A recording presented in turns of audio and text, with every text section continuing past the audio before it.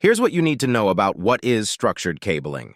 This is an exam topic in Domain 2, Network Infrastructure. By the end of this video, you'll understand the core concepts and exactly what to expect on the CompTIA Network Plus exam. Let's get into it.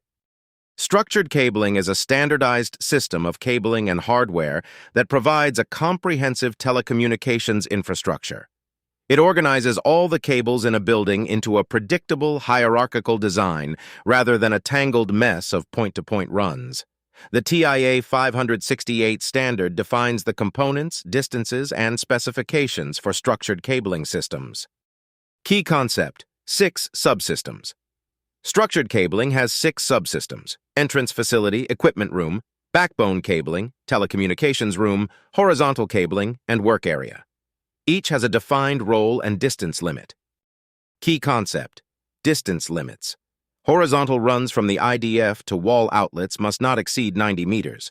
The remaining 10 meters is reserved for patch cables at each end, giving a total channel length of 100 meters. Key concept: backbone and horizontal. Backbone cabling connects the MDF to IDFs between floors or buildings, often fiber.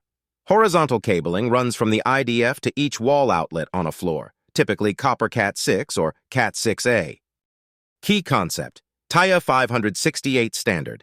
TIA 568 defines acceptable cable types, connector pinouts, T568A and T568B wiring, performance categories, and testing requirements. Following it ensures interoperability and warranty support. Let's look at the full breakdown. Entrance facility, where carrier lines enter building, connects to equipment room, includes demarcation point, equipment room, MDF, centralized cross-connect, houses core switches routers, connects to backbone, backbone cabling, MDF to IDF connections, usually fiber optic, interfloor or interbuilding, telecom room, IDF, floor-level distribution, patch panels and switches, max 90M to wall outlets, horizontal cabling, IDF to wall outlets, max 90M permanent link, Cat5E, Cat6 or Cat6A, work area, wall outlet to device, up to 10M patch cable connects end-user equipment. Here's a real-world example. A 10-story office building has a main equipment room in the basement, MDF, and a telecom closet on each floor, IDF. Fiber backbone cables run vertically from the MDF to each IDF. On each floor, Cat6 horizontal cables run from the IDF to every desk outlet, all within 90 meters. Every cable is labeled, tested, and documented, making moves and troubleshooting fast. Quick recap before you go. 1.